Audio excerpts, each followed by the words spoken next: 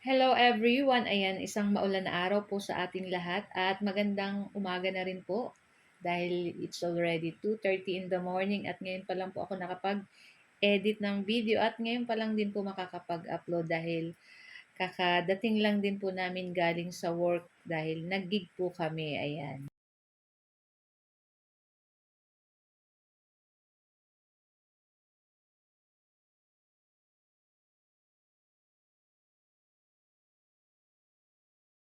Ayan na nga guys, ito yung ating lulutuin ay yung ating fried pork chop saka masarap nga po ang may sabaw ngayon dahil nga po maulan ang panahon. Kaya naman meron tayong sinigang na bangus. Ayan, yung ating bangus, pinatanggal na natin, boneless na guys. And ayan, para walang tinik. Kasi minsan yung trisans ko, gusto nila na yung bangus pero ayaw nang matinik. Kaya pinapa-boneless ko na kahit pang sigang.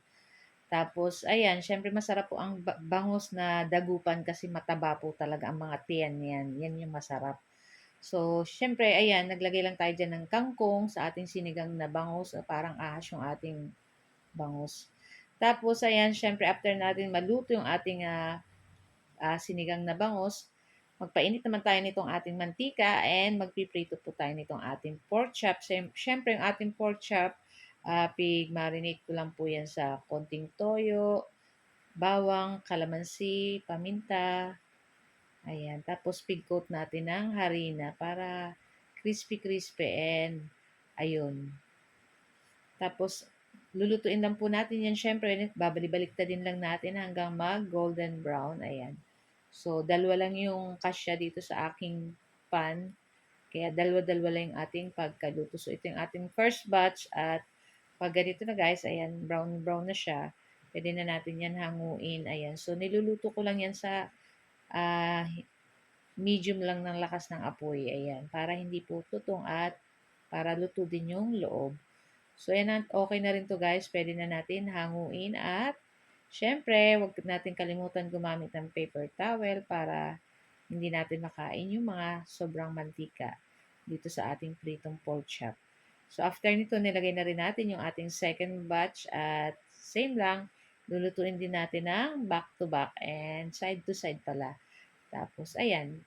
So, ito yung ating second batch. So, meron pa rin kaming third batch pero hindi ko na guys binidyo kasi baka kulangin na or magsobra na yung ating video at mapahaba na. Mahirap na po mag-edit pag medyo mahaba yung video.